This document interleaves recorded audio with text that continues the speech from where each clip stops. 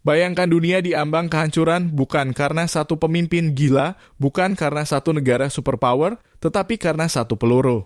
Satu PLURU yang meledakkan seluruh dunia ke dalam perang paling brutal dalam sejarah manusia. Bagaimana bisa? Apa yang sebenarnya terjadi? Mari kita bongkar awal mula Perang Dunia ke-1.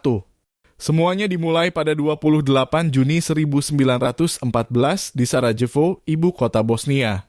Seorang pria bernama Gavrilo Princip, anggota kelompok nasionalis Serbia bernama Black Hand, berdiri di sudut jalan dengan pistol di tangannya.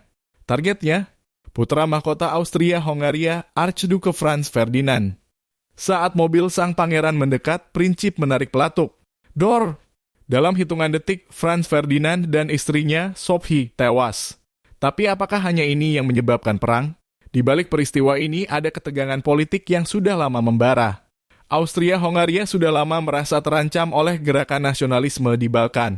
Serbia yang didukung oleh Rusia semakin vokal dalam menuntut kebebasan bagi etnis Slavia Selatan yang berada di bawah kekuasaan Austria-Hongaria. Pembunuhan Franz Ferdinand hanyalah pemantik dari api besar yang sudah menyala di balik layar. Austria-Hongaria tidak hanya marah, mereka melihat ini sebagai kesempatan untuk menyingkirkan pengaruh Serbia. Mereka mengajukan ultimatum yang sangat berat. Serbia harus mengizinkan penyelidikan langsung oleh otoritas Austria-Hongaria di wilayahnya. Serbia menolak beberapa syarat tersebut dan akibatnya BOOM. Austria-Hongaria menyatakan perang pada Serbia. Ketika perang diumumkan, Eropa menjadi ladang mesiu yang siap meledak. Rusia sebagai pelindung Serbia langsung memobilisasi tentaranya. Jerman, sekutu Austria-Hongaria, tidak tinggal diam dan menyatakan perang terhadap Rusia.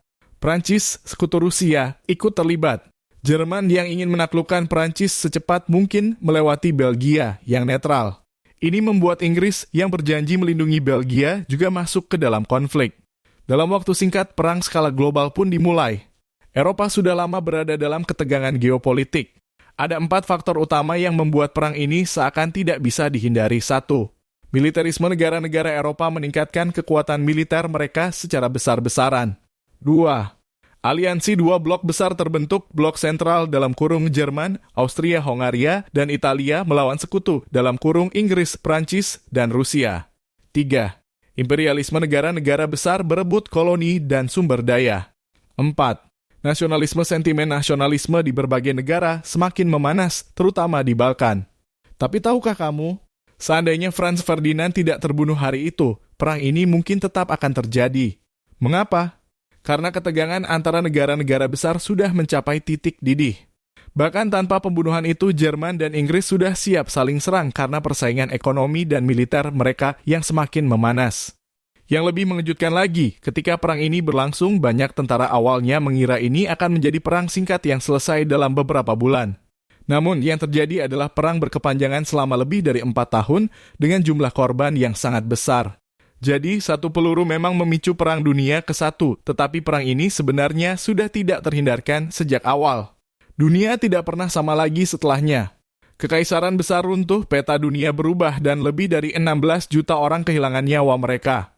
Dan yang lebih mengejutkan, perang ini akhirnya melahirkan Perang Dunia Kedua yang jauh lebih mengerikan. Tapi itu adalah cerita untuk lain waktu. Jangan lupa like dan subscribe jika kamu ingin lebih banyak kisah sejarah yang mengejutkan. Sampai jumpa di video berikutnya.